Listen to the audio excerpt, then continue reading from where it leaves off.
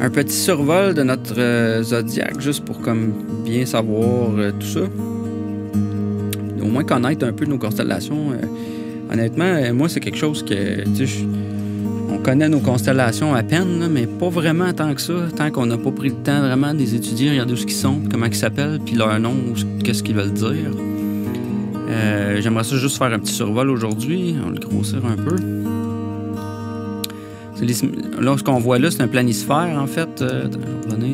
Un planisphère, on voit dans le fond, toutes les constellations. C'est sûr que c'est dur de faire une sphère en cercle. Fait que, ici, on voit, ils ont coupé ça ici au Sagittaire, mais dans le fond, il y a comme c'est comme si ça et ça, c'est collé ensemble. Ça et ça, c'est collé ensemble.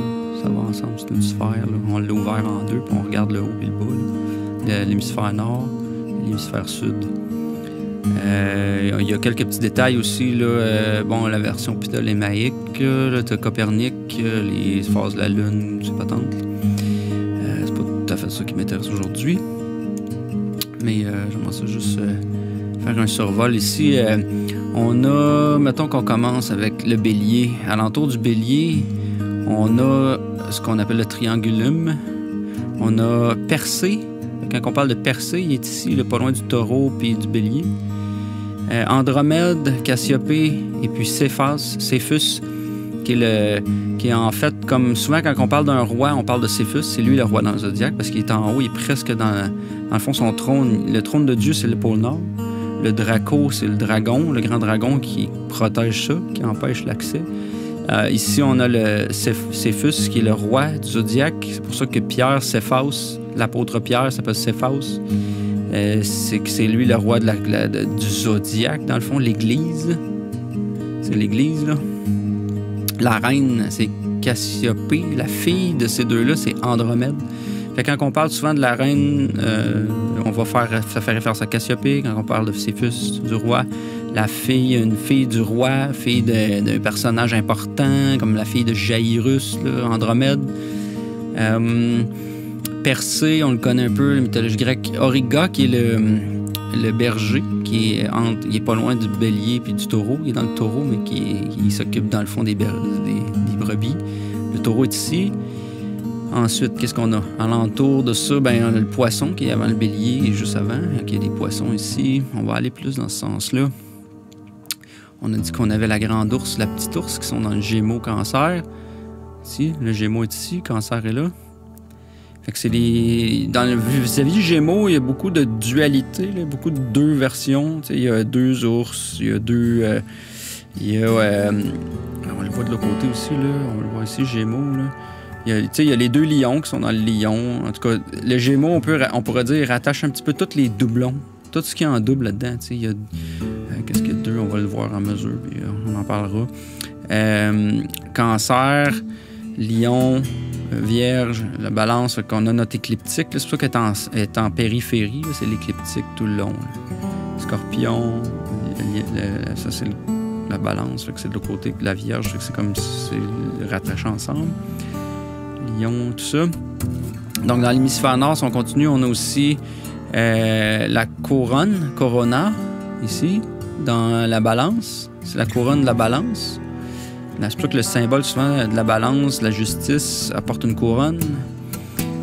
Serpent, c'est dans le serpentaire. Le serpentaire, c'est comme un homme qui tient un grand serpent. On a... qu'est-ce qu'on a d'autre? On a parlé du dragon, les deux ours, grand ours, petit ours. Gémeaux. Le cygne. Cygnus ou Aquila. Cygnus, ça, c'est les oiseaux des cieux. Fait que dans le fond, ici, on a comme un regroupement d'oiseaux. Quand on parle des oiseaux du ciel dans la Bible, c'est cette section aussi. On parle de la lyre, qui est comme un instrument de musique, mais qui est un oiseau aussi. Le cygne. Aquila, qui est l'aigle du zodiaque. Fait référence beaucoup, il est remplacé souvent par le scorpion. Scorpion qui est ici. Ici. Ouais. Scorpion, Sagittaire. Dans ce coin-ci, on a ce qu'on appelle l'aigle, qui est quand même une grande constellation. Antinou, qui est dans le Verseau, proche du Capricorne.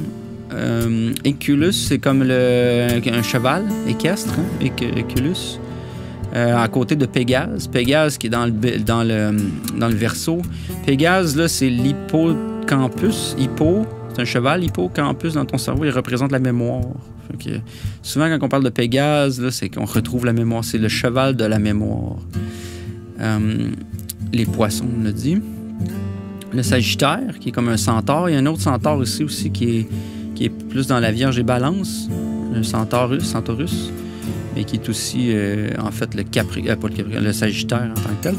Il y a la couronne australe, qui est celle du sud. On a vu la couronne plus du nord, qui est ici, dans Balance. Australe, qui est plus vers le sud. Ça, c'est l'hémisphère sud, le pôle sud. Puis là, on a encore des oiseaux ici, dans ce coin-ci. On a ça ressemble plus à des oiseaux qui volent moins, là, tu sais. Le paon, une grue, un pélican, le phénix aussi qui est ici. C'est bon de savoir à peu près c'est où, parce qu'après, on va reconnaître ça dans toutes les histoires qu'on a vues dans tous ces récits-là de mythologie. Citus, très important. Citus, c'est dans le poisson. Ça, c'est les poissons de la mer, les monstres marins. C'est tout en dessous du poisson. Le poisson est ici. Ou l'autre côté, on le voit ici le reste. Là, les deux poissons apparaissent ici. Puis dans l'hémisphère sud, il y a ce qu'on appelle Citus, qui est le gros monstre marin, qui est le Léviathan, ou qui est aussi le gros poisson qui a avalé Jonas. C'est pour ça que Jésus parle du signe de Jonas, parce que c'est un signe zodiaque. Là. Il va donner à un moment donné, il parle aux pharisiens, il dit, le seul signe que vous allez avoir, c'est le signe de Jonas, le signe du monstre marin, qui vous avale. Qu'est-ce qu'on a d'autre? On a le taureau. Alentour, ben là, on revient proche du bélier, taureau, parce que dans le fond, poisson, tout ça, c'est proche de ça. Le taureau, on a Orion, qui est vers le sud, qu'on voit très bien en hiver, parce qu'on voit plus l'hémisphère sud un peu. Orion, qui est très facile à voir. Quand on parle de ceinture, on parle d'Orion. Les deux chiens, c'est ça, en Gémeaux, on a les deux chiens. On a le Canis major et minor, dont Sirius, c'est l'étoile du chien. On a aussi le lapin, l'épus. On a ce qu'on a aussi ici, le loup, dans la balance. On a le loup. C'est pour ça que souvent, quand on utilise le symbolique du loup, on parle de la balance. Il y en a une qui n'est pas ici aussi, le renard, qui serait, je crois, plus par ici, qui est dans le pour du Sagittaire, qui est le Velpicula, quelque chose comme ça, qui est le renard. Après ça, qu'est-ce qu'on a? On a l'hydre ici. Ça doit être l'hydre mineur, peut-être. Là. La grande hydre est ici. Mais c'est l'hydre. L'hydre en mythologie, un hydre, c'est un serpent à multitête. On a l'Eridanus, qui est le fleuve du ciel. Fait que quand on parle d'un fleuve, souvent on parle de l'Eridanus qui est ici, qui part en dessous d'Orion, qui fait une grande constellation. C'est une très grande constellation qui se rend jusqu'ici, pratiquement jusque dans l'hémisphère sud, jusqu'au pôle sud. C'est souvent analogique de tous les fleuves dans les histoires, là, le Jourdain, le Nil. Est-ce qu'on a d'autres? Les lions. Cratère, c'est une coupe aussi. Quand on parle d'une coupe, souvent, on parle de cratère. Puis une dernière peut-être qui est non la moindre, c'est le Argo Nevis, qui est un grand bateau dans l'hémisphère sud qui est vis-à-vis du Cancer et Gémeaux.